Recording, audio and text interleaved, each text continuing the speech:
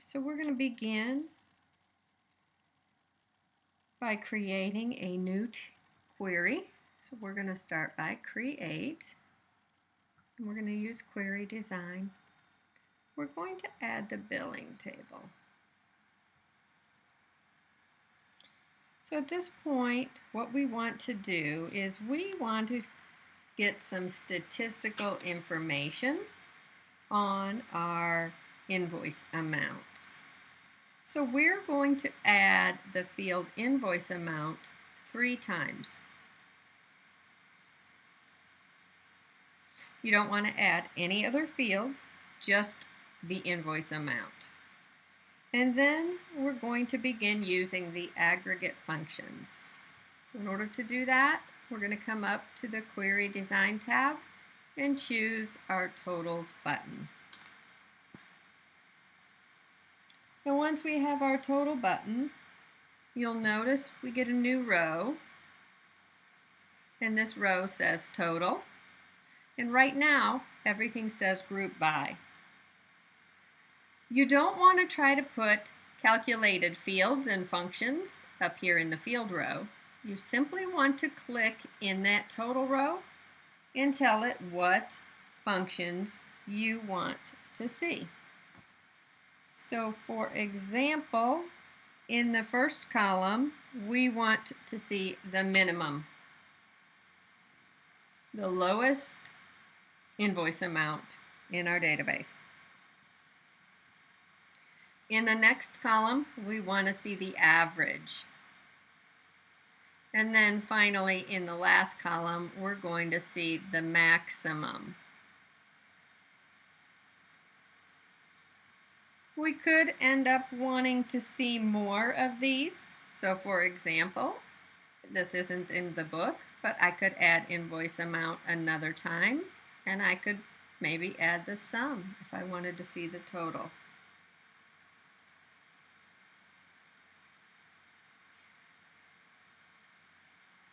So the first thing I'm going to do is click Run. And now you can see that we have a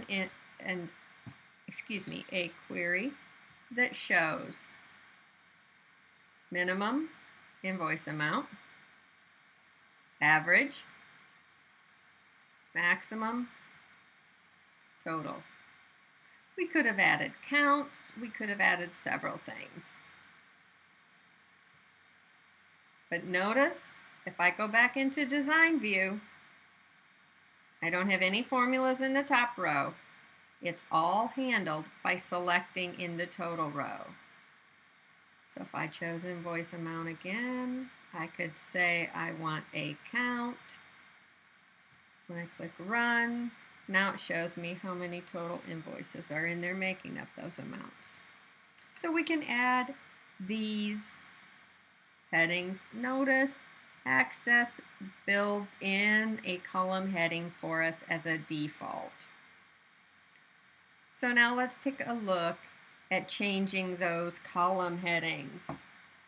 So let's say in this first column that they told us to use a field name of minimum invoice AMT. So what you're going to do is you're going to click in front of the field name that's there, and you're going to type in the new field name they gave you. So we said minimum invoice AMT, and then you have to add a colon. I'm going to enlarge that a little so you can see it. We could do the same thing with this next one. Click in front of it and give it a name of average invoice AMT colon. You have to keep the field name of invoice AMT after the colon. So we're going to put in field names for all these. Maximum invoice AMT, colon.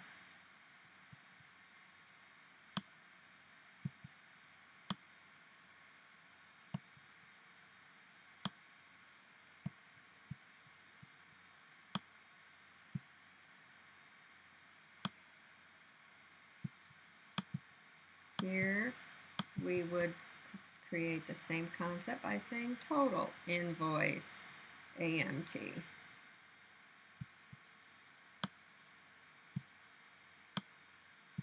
So if they give it to you as a field name, you must put it in front of invoice AMT on the field row. So this would be invoice count, colon. So you notice with each of those, if they give us a new name as a field name, that's where we need to put it. And if we click Run, now you see the field names we put in there as our column headings. And maybe I might decide that I would rather have captions. So for each of these, we're going to click in the field and open up the property sheet. We're going to come down here and put a caption. So it's going to say minimum invoice AMT with spaces. Then I'll click on the next column and add the same caption. Average space invoice space AMT. Click in the next column and put in a caption of maximum invoice AMT. If we had added a sum, we would say total invoice AMT. And then finally, if we added the count, we would say invoice space count. Now, when we click Run, we get, again, the revised captions show up for each of our statistics. We're going to save this query as invoice AMT statistics.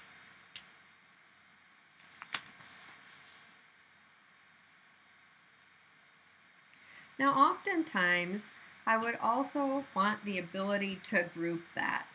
Maybe I would like to see how many of the invoices were for off-site visits versus on-site, and also what the statistical amounts for each of those would be. So we're going to close this query. And we are going to do a right click on invoice amount statistics and copy it. Pick a blank spot and click paste. And we're going to call this new one invoice amount statistics by off-site. Now again, when you copy and paste, always want to make sure you go down to the new one. It says by off-site, and open that one up. This is the one we're going to change. You want to make sure you change the new one and not the original. So we're going to go into Design View. Now what I want to add is I want the field that defines whether or not a visit was off-site. As you can see, that field is not in this table. So I need to add another table to my query. So the first thing I'm going to do is click Show Table. That will allow me to add another table. I'm going to add the visit table. And you can see that table has off-site. Now my preference is usually to have off-site the field that is going to be grouped by as the first field in my query. If they told you to put it as the last field, you could simply double click. But if I want it as the first field, I have to click on it and then drag it down to the first field. Whoops, I missed it. And what it will do is it will shift all of our other columns to the right. And when it comes in, you'll notice it defaults to group by. What group by means is it's going to look at each value that it finds in that column or in that field, and it's going to calculate all of those statistics that are listed in the other columns for each value. So we will get a row of statistical answers for the visits that are off-site, and then another row for all the visits that are not off-site. That's what group by means. So we're going to click Run. And you can see the majority of our invoices, a little more than half, would be on-site. So let's go ahead and close this one. We'll save it first.